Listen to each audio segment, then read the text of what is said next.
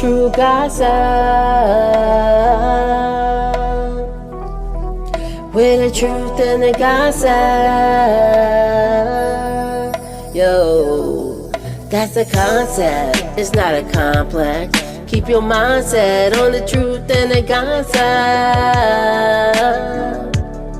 It's not a contest, but a step in the process to get the truth and the gossip.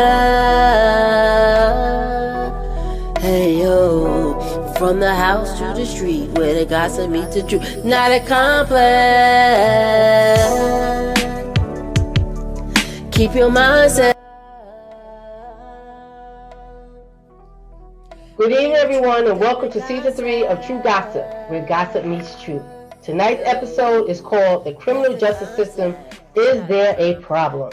We have a special guest tonight who will be talking about her experience and about the criminal justice system. Tonight, Ramel will not be on the panel, so John Kinlaw, our Southern Free Thinker, will be hosting with me tonight. And our returning panelist, Tajuddin Shabazz, a man who brings his knowledge and wisdom, Bishop Britt Pleasure, who brings the word, and Maria Benson, who keeps it real. She might be a little bit late. And our special guest tonight is Natasha White, who is Bishop and my cousin. And we want to say we are so very proud of you, Natasha. And Natasha is formerly incarcerated advocate for justice reform.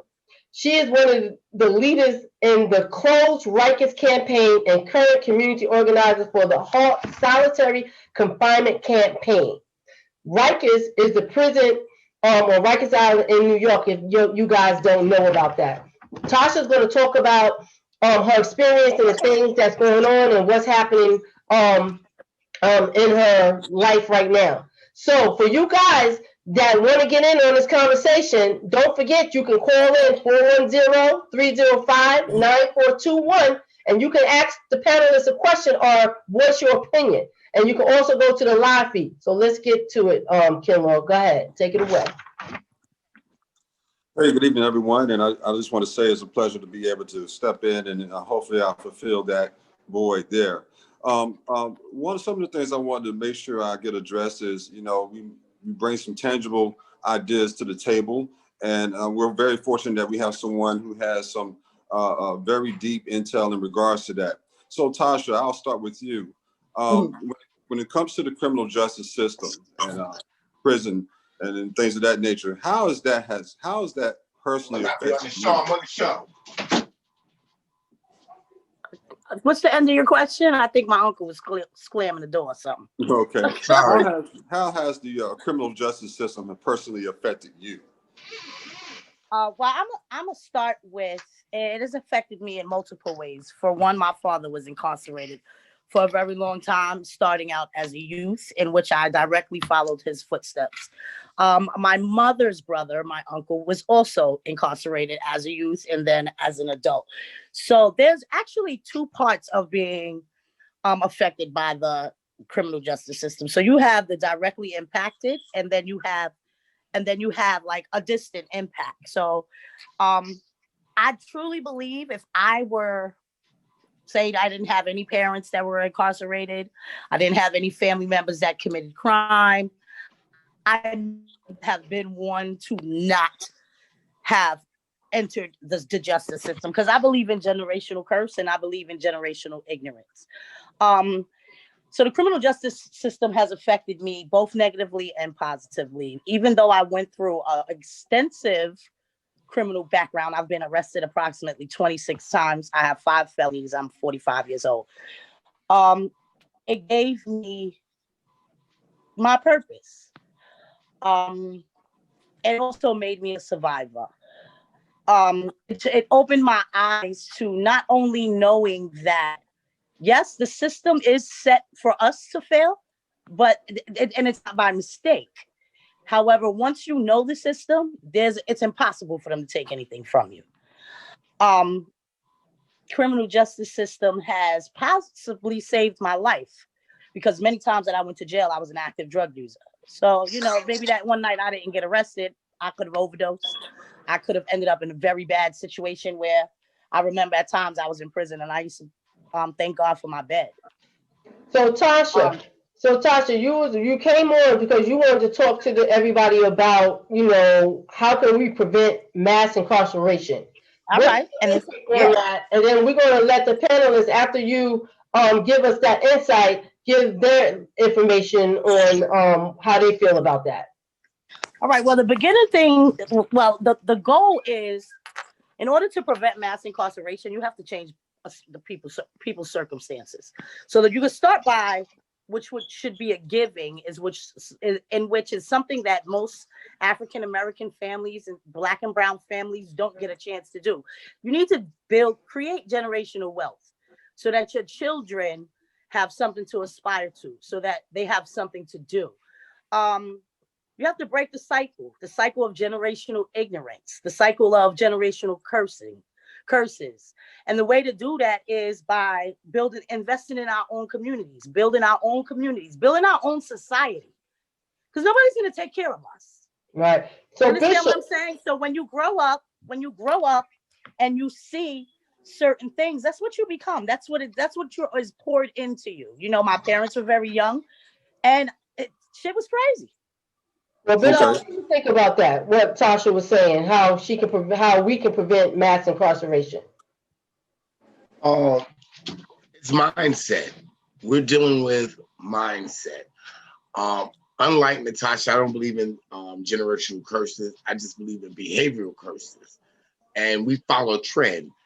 As being her uncle and knowing her story and knowing the story of a plethora of other family members that have been incarcerated, because if we go through the list, I know at least 20 of us have been incarcerated, including myself.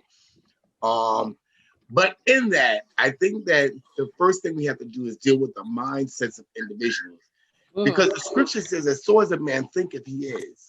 And if you think you're nobody, you're going to continue to be nobody.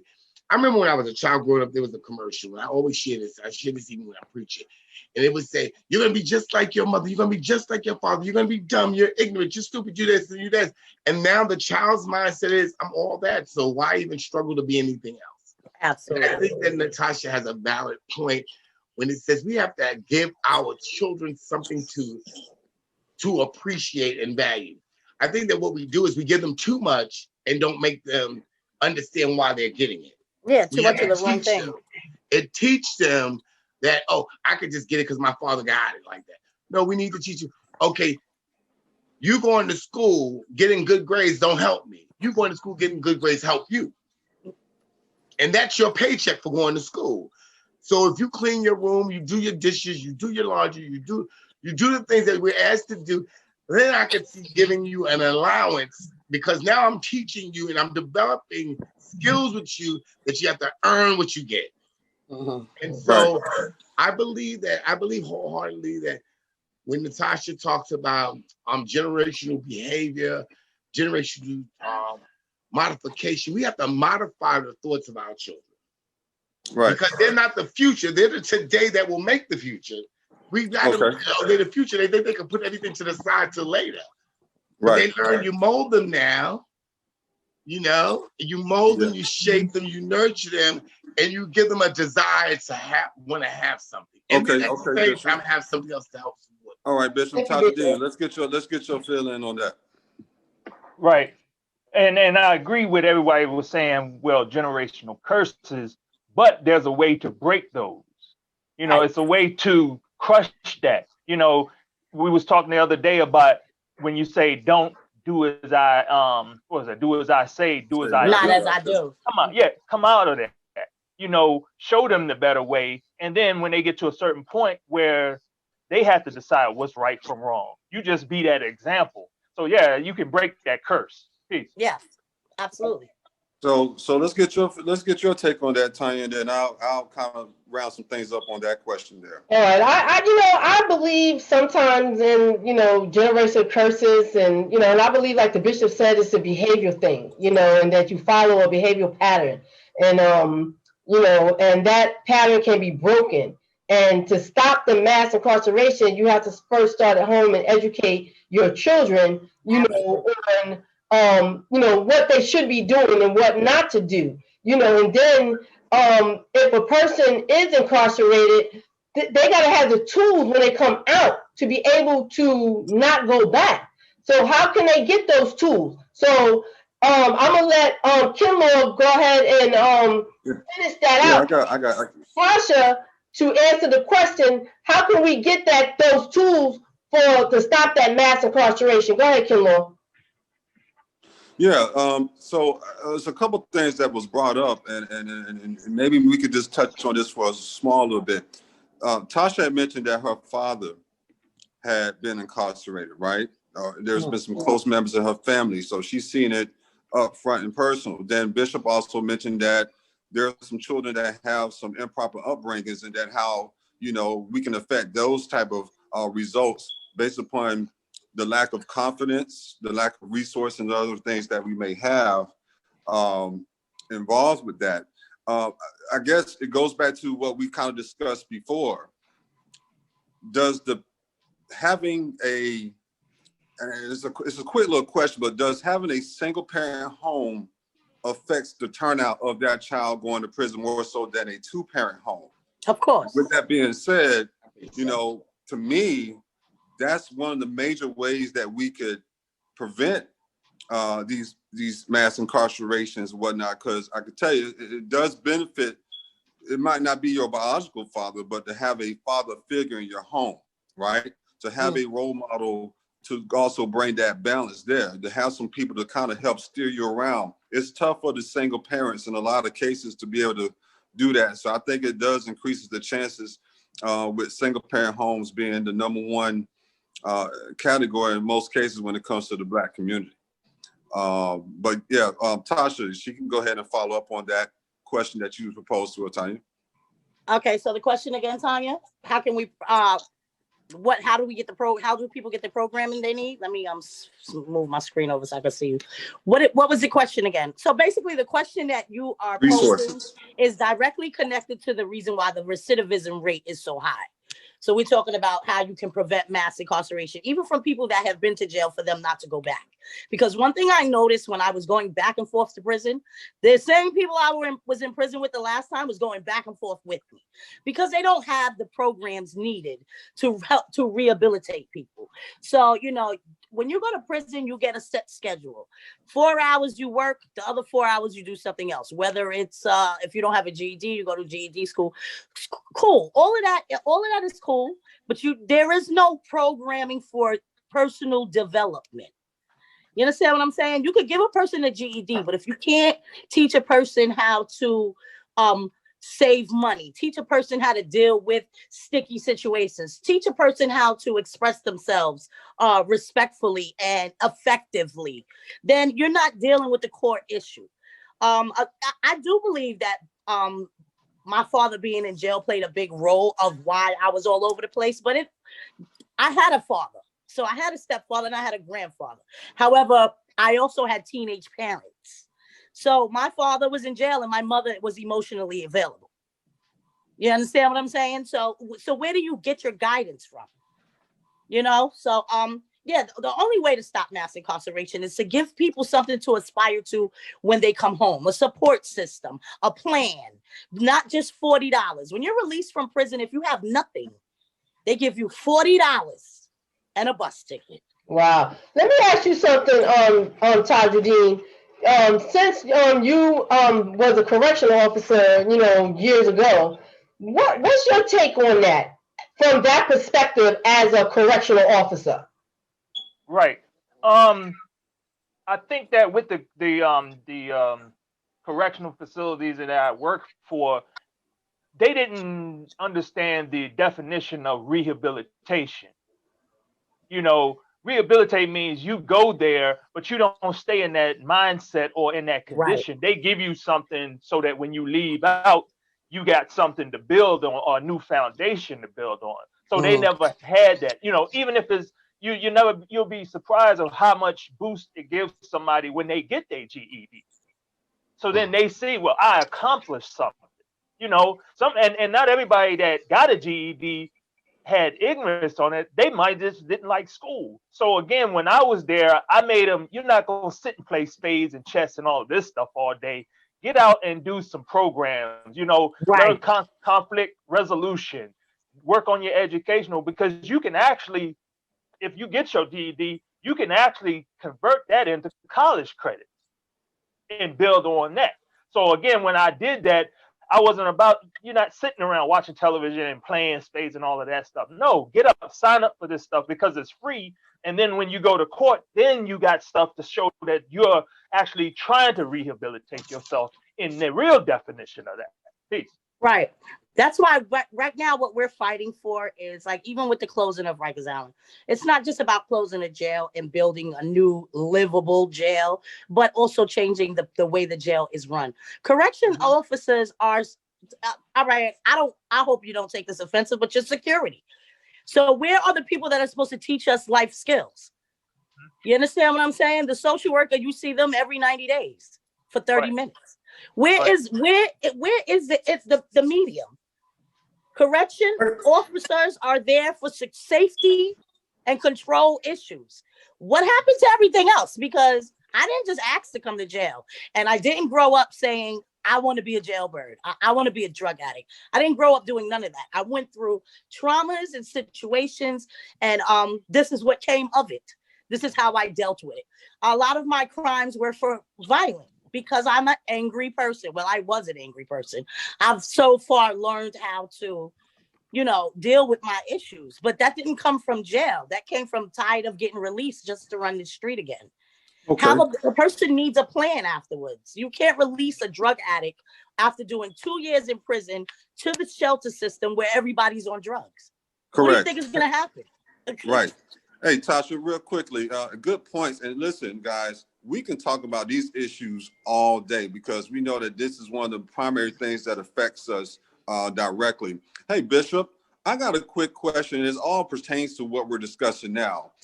Being that you're a bishop, you run a church organization, and you're a man of the cloth and all that good stuff. What are some things, I know this is not part of the questions, but what are some things that the church or the Black churches could do to be a part of this engagement of helping these young men and women that are coming from these criminal justice systems? Great question. Thank you for asking. Let's forget about the church. The church can't do nothing for the people. It's the men and the leadership of every religious background, cultural background, whatever it may be. It's going to take them to direct their people. If they say they're Christians, it's my responsibility to go in to preach, reach, and teach. Preach, teach, and reach. That's what we got to do. We got to preach, we got to reach, we got to teach.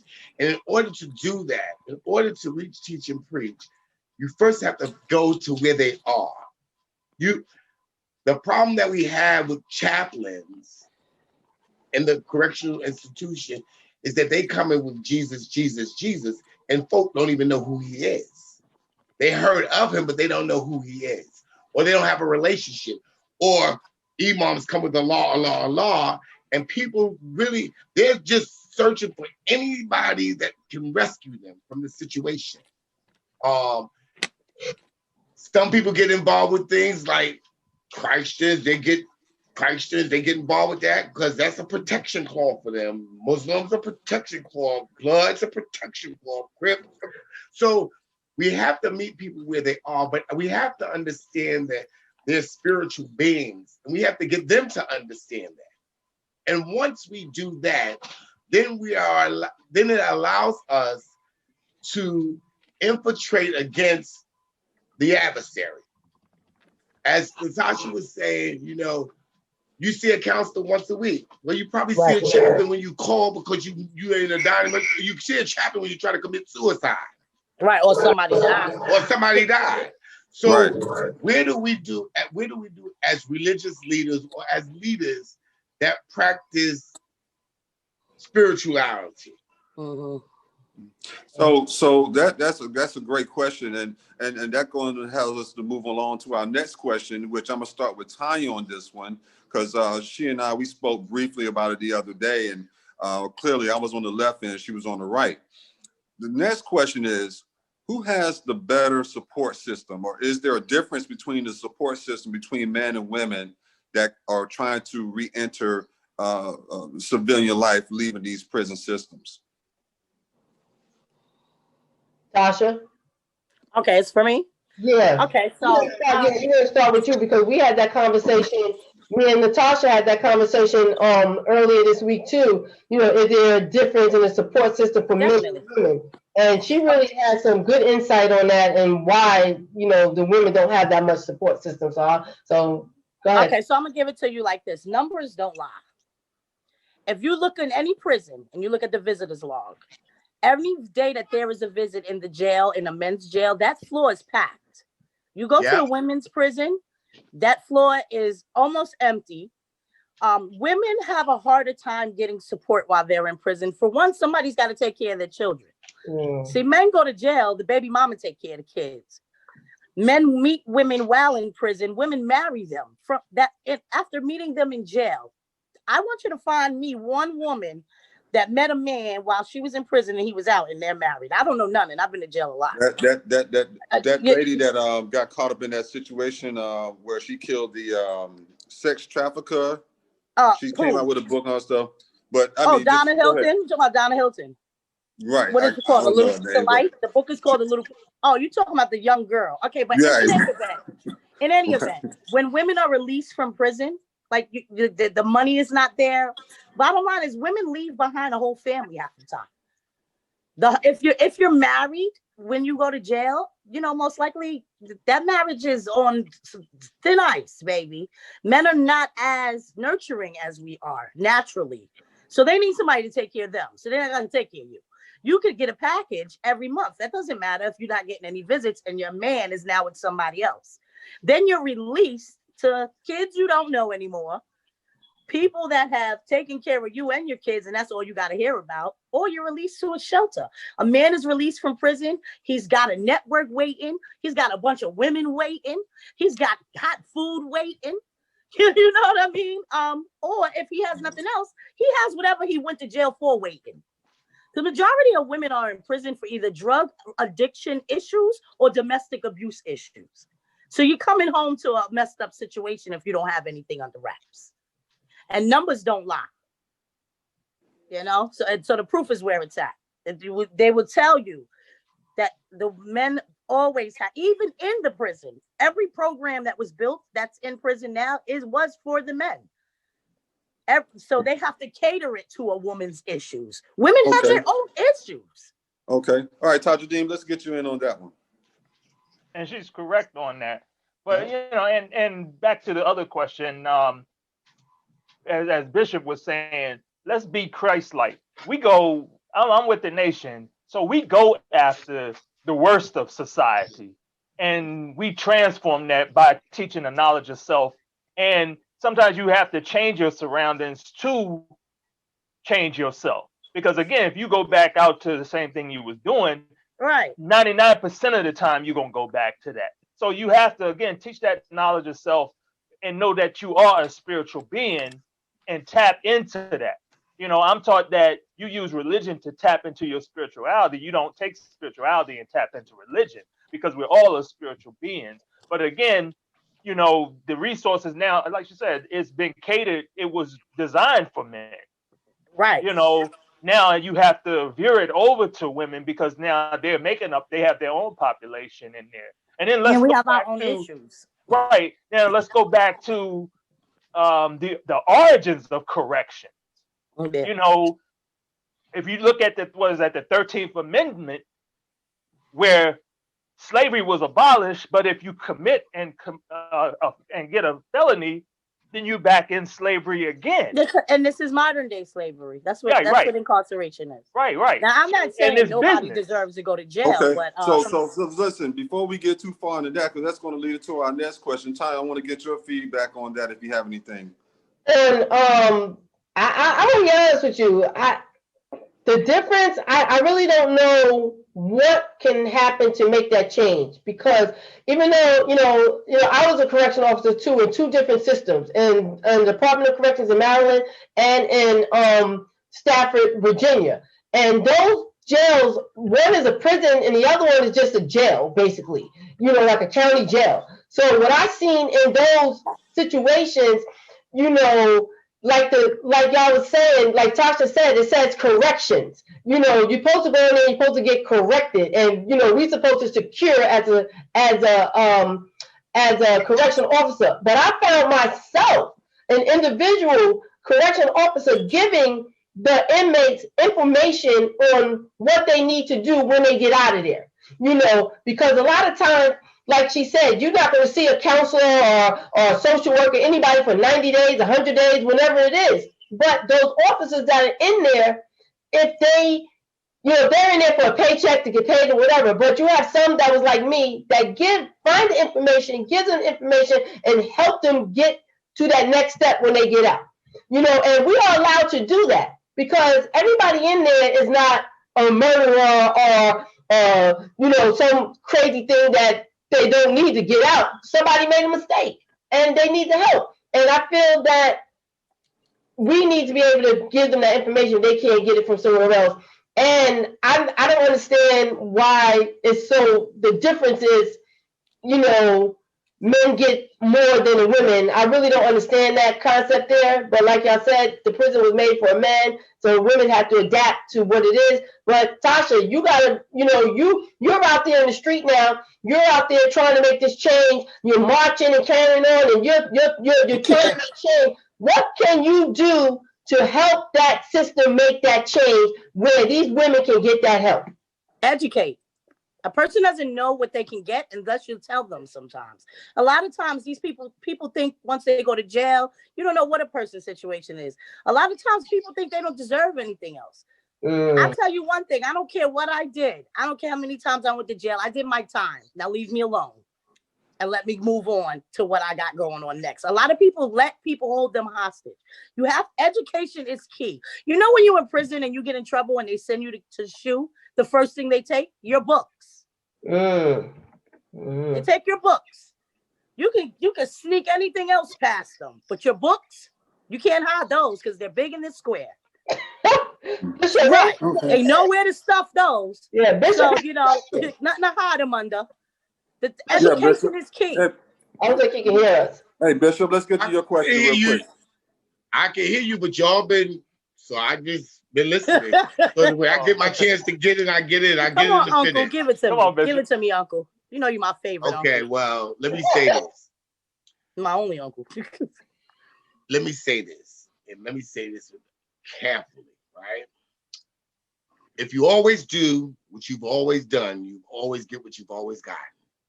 Absolutely. And if you continue to do the same things expecting different results, it's always going to turn out the same. I am a living example of how God can turn you around. Been there, done that.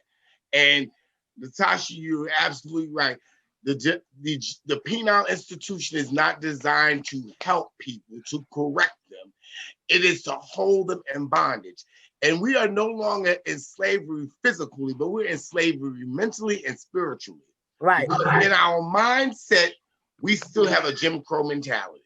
And everybody's against us besides ourselves. And it's you that causes you your problems.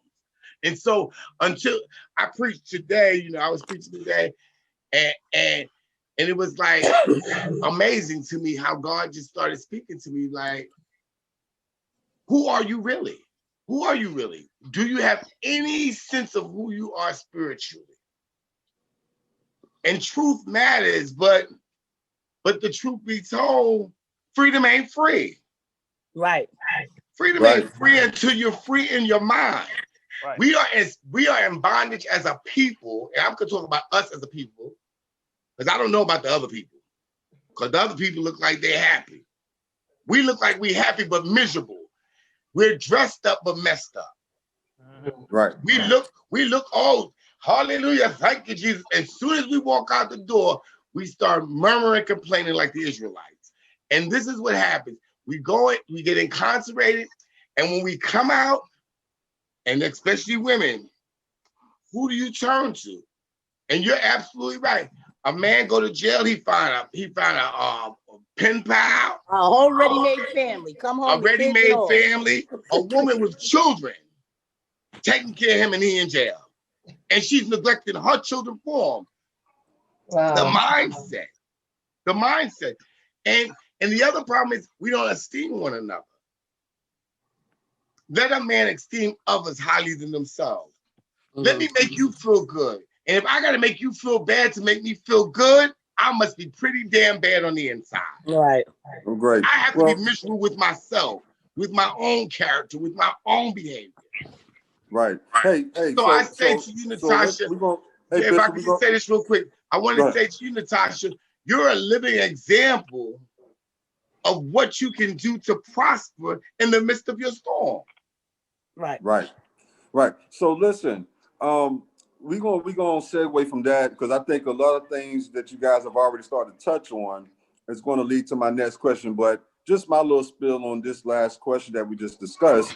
You know, I think I agree with Tasha when she mentioned that, you know, with men, we'll go to a lot of places, but we probably won't make it to the visitors list at most detention facilities out there.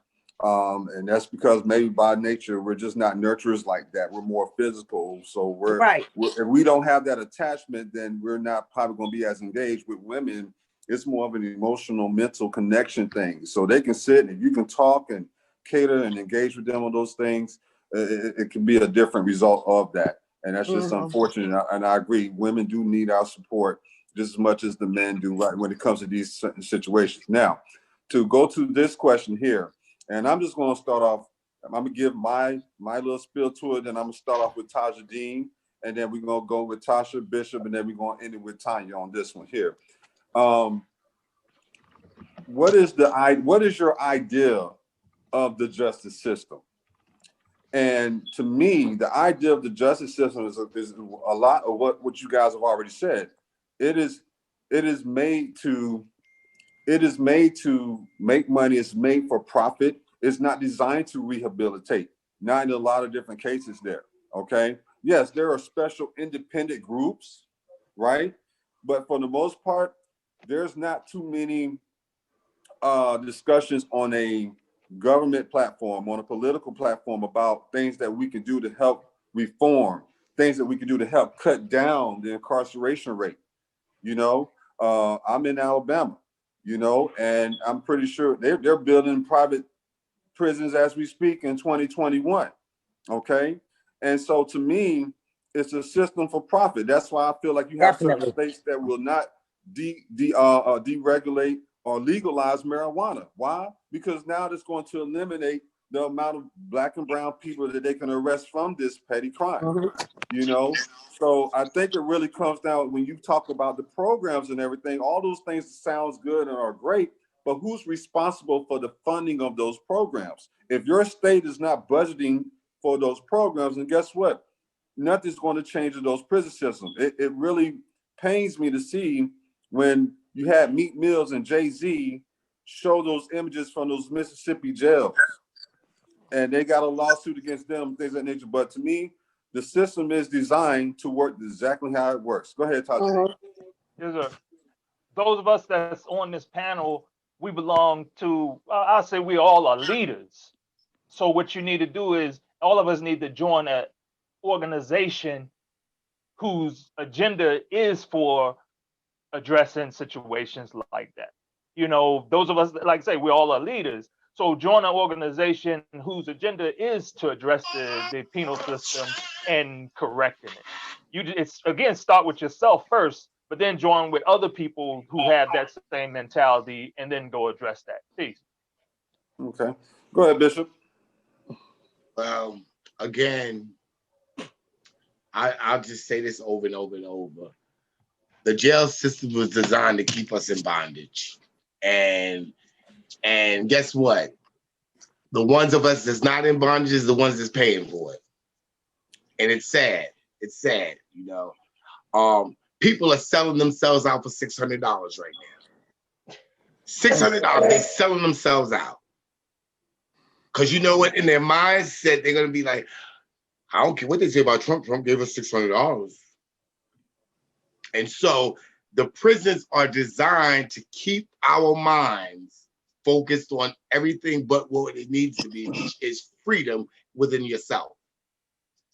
Because like I said, freedom ain't free. And that's an internal thing that makes you free.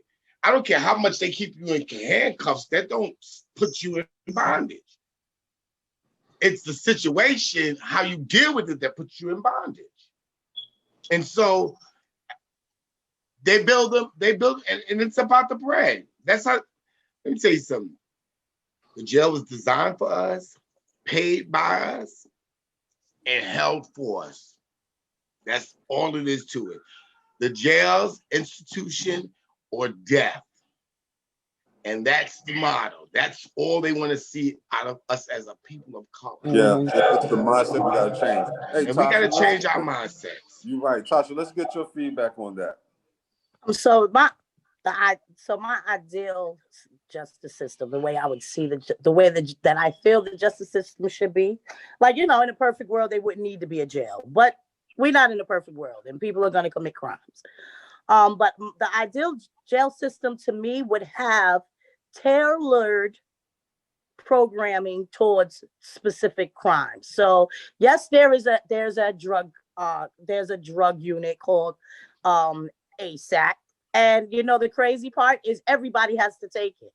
So you mean to tell me you waste a seat in a 50-unit facility to give somebody with a violent crime a drug treatment program that never did drugs before?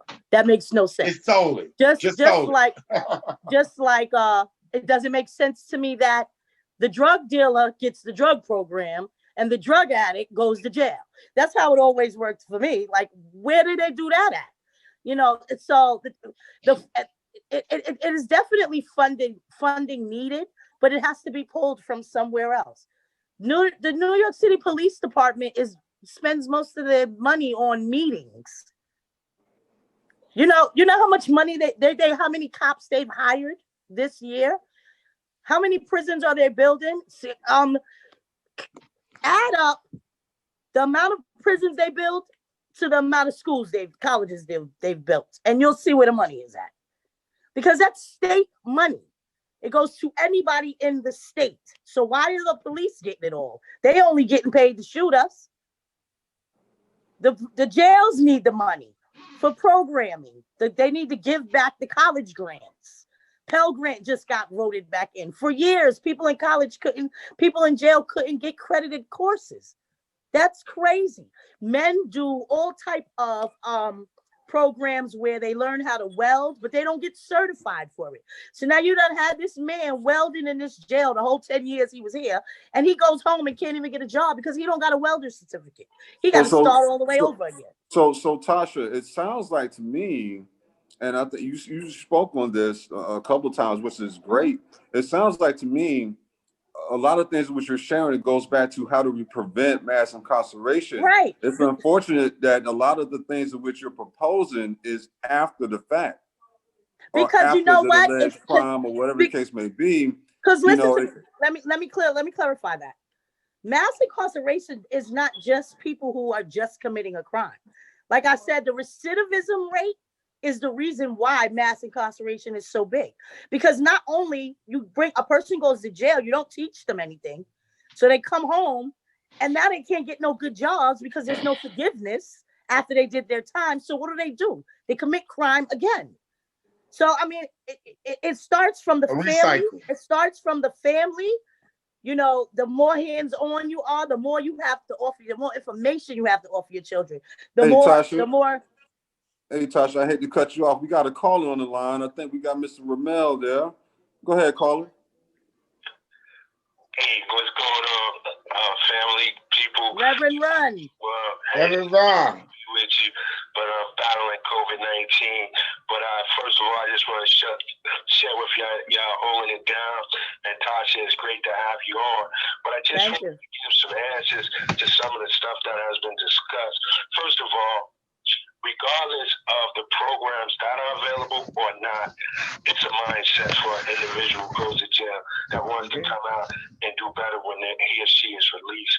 I mean, the thing is that that the system is not designed for you to be a better person when you come in, when you are released. It's a revolving door. It's a money thing. They want you to come back. You know, they want to keep you in bondage. But my thing is this: if they want to help us, they have to have second chance programs with big corporations. They can't expect the mom and pop stores is going to give someone a chance who's coming out of prison. I'm serious. There's got to be corporations like IBM and others that is willing to have a second chance program for inmates. Because let's face it, not all inmates are bad, and some of them do deserve a second chance when they come out, and they can't get that legitimate second shot. And then you were talking about the men and the women, you know, the differences from when they come out. One of the things that I know about men, when they go into jail, their bonds that they form is formed not only indoors, but it's also formed for outdoors. I can go to jail tomorrow, and if I'm released in 2 years, somebody from inside is going to be like, yo, go see my man. He got something for you. It's not like that on the other side. With the women, their bondage is for indoors. They're not going to tell you, go see my girl. She got something for you. And they can't because they probably lost everything outside. As family members, I think we're more prone or more to believe or accept a man going to prison than a woman going to prison. And it's almost like we'll roll out the red carpet when he come home, but we want to stay away from that girl who went because it's almost like, ooh, nah, she's done. You know, so yeah, there are some differences. But yeah, I just wanted to chime in, but keep up your fight, keep up your march, and I'll see y'all next week. I'll be there. But again, the big thing is we got to get big corporations to help out on Second Chance program, because if we don't come home to a job or working environment, we're going to go what got us in there. Yep. Thanks, y'all. Love you. Feel better. All right, my man. Get well soon. Yeah, so let me elaborate on what Ramel was saying. So right now in Maryland, I'm a recruiter, right now. And I work with people that's coming out of jail. I work with people with mental disabilities and physical disabilities. And I have a list of corporations, not mom and pop corporations, but not gigantic corporations, but mid-sized corporations that does second chances. I have where I can go to them and say, hey, this person's been incarcerated. He's been in for 5 years. Now he needs a job. How can we help him? And we can go there, and they have a stepping program where they can come in at the bottom, learn everything, and get into the program that they can become a manager or something like that. There's a lot. What it is, people don't know what those corporations are. You have to find somebody like me or another person that has this information so we can give it to the people. Like, it's called education. Right. It's called educating. But they're out there. But then you have to, but let me tell you something. That's that's one state, one town. And even if this has been going on for 10 years, for years, maybe 20 years, there's been organizations that help people re-enter society. Prison has been around since slavery. So we're still 300 years behind. You understand what I'm saying? The good thing about New York is, of course, because we're bigger, there's more organizations. However, it starts with, there's certain things that an organization can't give you. You may be able to help me find a job, but can you help me find somewhere to live that's safe? Because if I don't have somewhere to live that's safe, I'm not going to have time for your job. Well, you know what? I'm gonna have to say that's not true. I mean, that's not true for you. But my thing is, you've never been in that situation. I have. Right. I know it's true. Right. I know it's true. But there are some places that individual, like I said, I can't speak for you. Right. Caller coming in. Hold on a second. This is True Gossip. Who's calling? Reverend Christelle. Oh, hey, Reverend Christelle. I knew it was Christelle. Go ahead, Christelle. Hey, family. Hey, Brother Kimon. Hey, Brother Kimon. Doing a good job on y'all. And I just heard Natasha's last comment. you know, with the whole, I have a job, but don't have a place to live. And that is the problem. You can give me a job, but if I don't have an address, where you going to mail my check? And you have to have an address, right, a bank account. So all of those things are issues that coincide. And I really do think that it needs to be put on the mandate, federal law, that every state has the programming to help people when they get out of prison to find a job, to find education system, to find housing, whatever it takes. Because if we don't do this to the federal government, the state government can only do so much because the laws have to be passed through the federal government. And we just did a show called Love After Lockup. The men, they took them out, paying their money every week, putting money on their books. But when a woman gets up, she's looked at as a filthy beast. And for her to find a man, he's going to look at her like, you just got a deal? Oh, I can't deal with you. What can you bring to the table? Right. Well, thank you, Christoph. Oh. But I love y'all. Y'all doing a great job. Keep the good work. All right. Thank you for calling. Thank you, Christoph. So yeah, you're absolutely right, Tanya.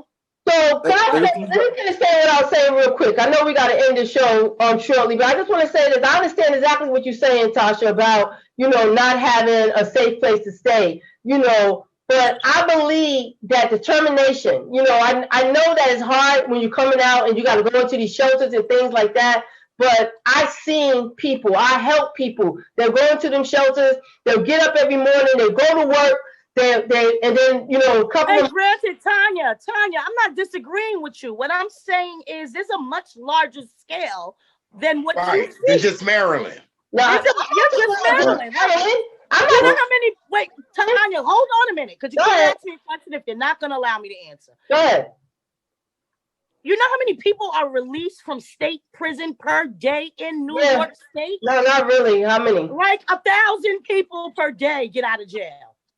And maybe 40% of those people have an address that is safe. Or somewhere to go.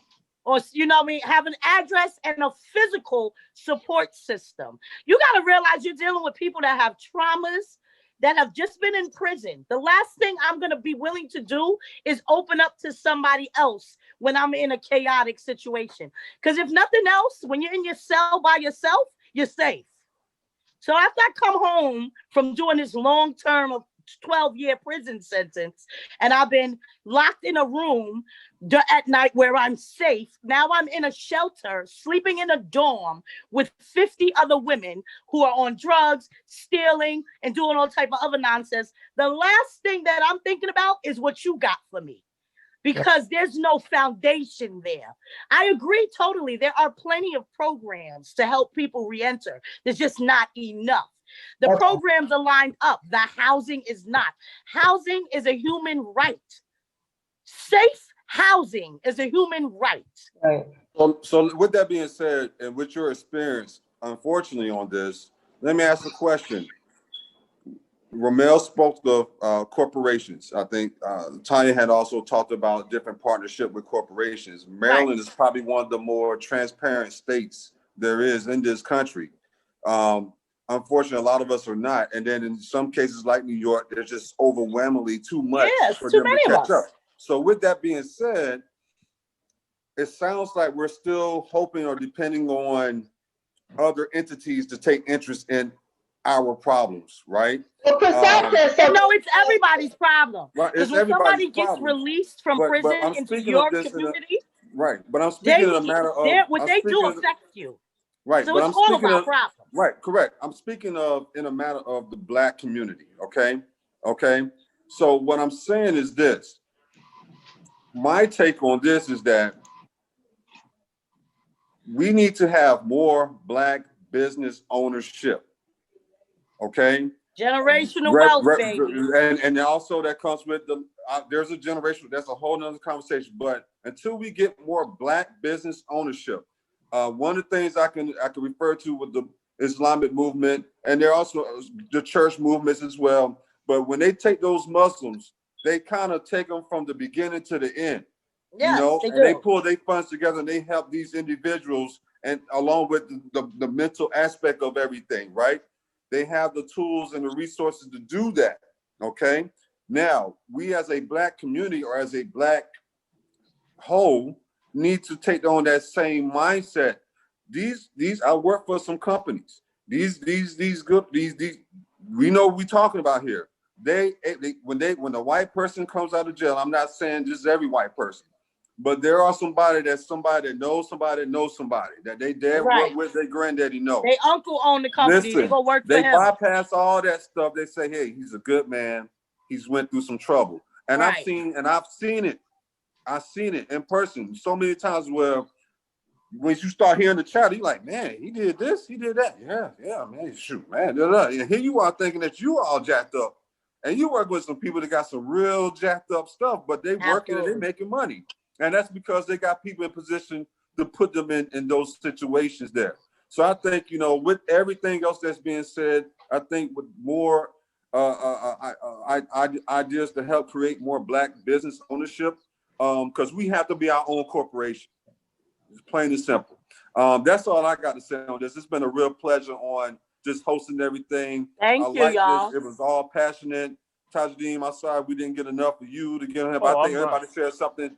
Everybody shared something very fruitful and everything. We got more, right? This is the first segment. Hey, listen. Well, let's do this. Kenmore, let's do this. Let's go around the table. Let's leave it last for Tasha so she can put out her information, what she's doing. Let everybody get their final thought on this. And then after Tasha, I'll close it out. So you start off. Let's start with Bishop on that. Yeah, go ahead, Bishop. Again, as so as a man thinketh he is. We gotta. The help comes from the thought pattern.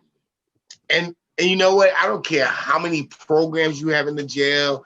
I don't care about when you release, where you're gonna go. If your mindset is still the same that when you went in there, then you're gonna come out the same way you went in. I mean, I tell people all the time, because you go down in the water and get baptized, you can go down a devil and come up a devil. It don't change you. It don't change you unless you change yourself. So again, I want to salute Natasha for the great work she's doing.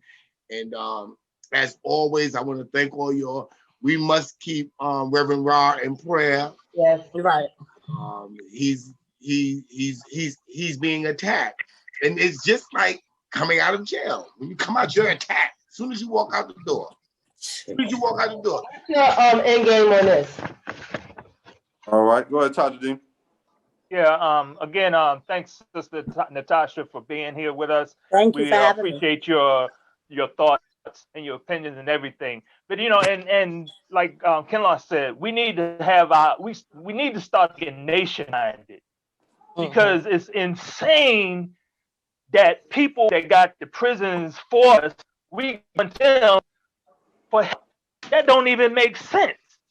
So we have to think nation-minded. Our own Black corporations and companies need to address that, because again, most of the time we're the ones that help them accumulate the wealth for their corporations and their companies. So we have to think Black nation-minded. Peace. Love it. Go ahead, Tanya. Go ahead. I want Natasha to tell us. Tanya or me? Tasha. Tell us what you're doing and how we can help you guys and stuff like that. What we can do to help you guys out there in the street. So I mean, the list is too long just keep building these platforms to get awareness out to people. You know what I mean? It's getting better. It's just not there yet. You understand what I'm saying? And never do I want anybody to think that a person doesn't need to take responsibility for their own actions. What people don't realize is prison issues are not just prison issues. They're people issues. Just like the word inmate. Every time somebody says it, my hands stand up. My hair stands up. They're people. Period. So when the system starts treating us like people and we start thinking we're people and healing ourselves, it all comes with healing of traumas. Once a person deals with their underlying issues, the likelihood of them going to jail is they have to actually be willing to commit a crime. Most crimes are crimes of circumstance. Change the person's circumstance, you change the outcome. All right. Well, we thank you, Natasha, for all that you brought to this platform tonight. Thank you You for having me. I educated us. love Yes, y'all. definitely, You definitely. educated me, so I appreciate that. And we just want to say thank you out there, Facebook, YouTube. You can find us on Spotify. You know, this is a platform where your voice, we want to hear from you. You know, Right, issues like this needs to be addressed. And we right. thank you for allowing us to come to you in your living room, wherever you are, and give you what we have out here today with Natasha White. Natasha White Thank you. is out there in New York City. So, Yeah, you I'm know, gonna keep fighting, y'all. women reform. And this is True Gossip with Gossip Me True. We thank you guys, and we see you next time. Y'all have a great day. All right, Peace. peace. Hey. To get the truth and the gossip. Hey yo, from the house to the street where the gossip meet the truth. Peace. That was great. Thanks, Natasha. Thank you. What's up? That was awesome. That you got us off. Yeah, that was lit. You know, it's platforms like these though that matter. You know what I'm saying? Get the information out there. Let me tell you something. These legislators don't want to give us the bill, don't want to pass the bills that we be proposing. But once we get them on camera saying it, like even with the Close Rikers campaign, we went to Bill de Blasio's house. It was 5 o'clock in the morning. He snuck out the back. You know what we did? We went to his gym. He came outside. He said, they said there's 200 people standing out here. So I'm going to come talk to you. Because anytime you come to a man's house at 5 a.m. and you don't catch them and you come to the gym, you must have something serious to say. This was 3 years ago and we got the vote to close it. It's about persistency. It's about getting the money that belongs to our communities. So are they gonna, The vote to close Rikers is already passed. That was passed last year. They just have to build someplace else to put people that commit crime. So you know they have the borough-based jails because people are gonna go to jail. But Rikers Island is inhabitable. It is inhabitable. It is inhumane environment. An inhumane environment. The air is toxic. Yeah, I never worked on that jail, but Yeah, you don't want to. You just be sissy crazy, breathing in all that badass air. All right, see y'all next week. Bye, guys. But I'll see y'all later. Bye. All right, peace. Thank you. You're welcome. Peace.